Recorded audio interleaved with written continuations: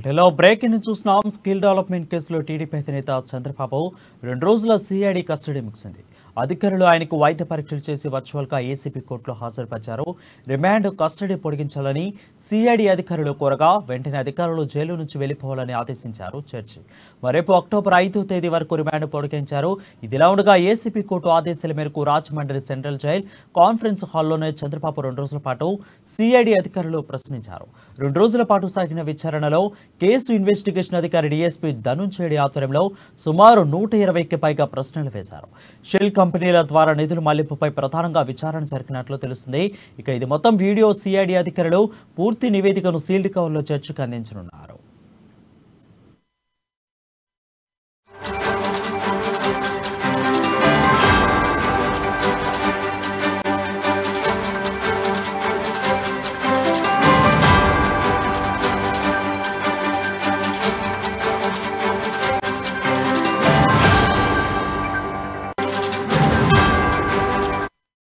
Breaking news చూస్తున్నాం. Skill development కేసులో TDP అధినేత చంద్రబాబు 2 రోజుల సిఐడి కస్టడీ ముగిసింది.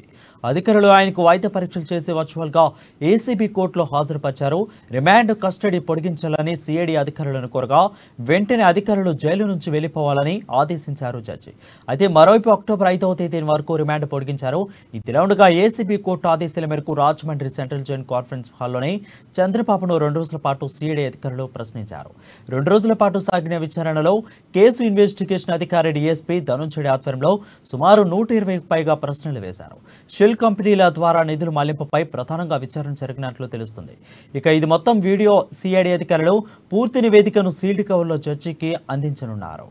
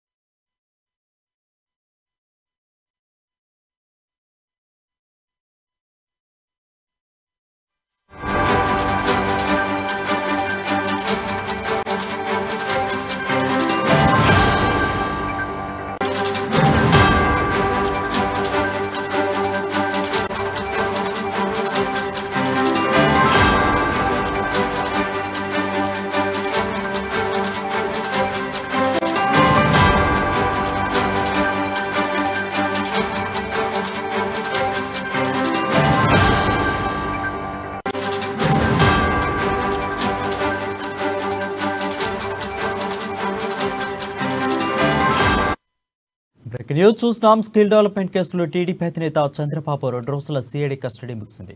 అధికారులు ఆయనకు వైద్య పరీక్షలు చేసి వర్చువల్గా ఏసీబీ కోర్టులో హాజరుపరిచారు. రిమాండ్ కస్టడీ పొడిగించాలని సిఐడి అధికారులు కోరగా వెంటనే అధికారులు జైలు నుంచి వెళ్లిపోవాలని ఆదేశించారు జడ్జి. రేపు అక్టోబర్ 5వ తేదీ వరకు రిమాండ్ పొడిగించారు. దీనిపై మరింత సమాచారం మా ఇన్పుట్ ఎడిటర్ శ్రీనివాస్ అందిస్తారు. శ్రీనివాస్, చెప్పండి. ఏదైతే చంద్రబాబు నాయుడు రిమాండ్ ను వచ్చే నెల 5 అంటే అక్టోబర్ 5 వరకు కూడా పెంచుతూ కొద్దిసేపటి క్రితమే ఏసీబీ కోర్టు తీర్పు వెల్లడించింది. ఏదైతే చంద్రబాబు నాయుడు కస్టడీ పిటిషన్ సంబంధించి ఏ విధమైన వాదనలు అయితే జరగలేదు.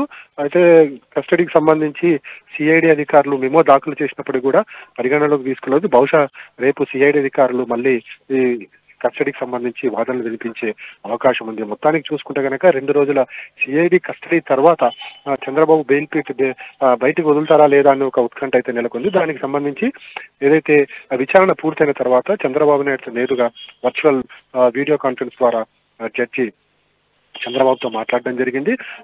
మాటల్లోనే ముందుగా ఎలా విచారణ కొనసాగింది, అదేవిధంగా థర్డ్ డిగ్రీ లాంటివి ఏమైనా ప్రయోగించారా అలాంటివన్నీ కూడా తెలుసుకోవడం జరిగింది.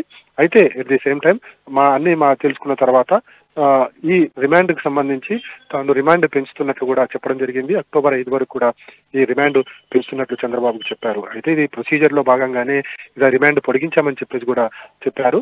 అయితే 11 అంటే వచ్చే నెల 5వ తారీఖు అంటే 11 రోజుల పాటు, అంటే ఈ 14 రోజులు ప్లస్ 11 రోజులు దాదాపుగా 26 రోజుల పాటు చంద్రబాబు నాయుడు జైల్లో ఉండబోతున్నారు. అయితే ఇక్కడ రేపు బెయిల్ పిటిషన్ సంబంధించి రేపు ఏసీబీ కోర్టులో వాదనలు రేపు మధ్యాహ్నం ఉంటాయని చెప్పేసి తెలుస్తుంది.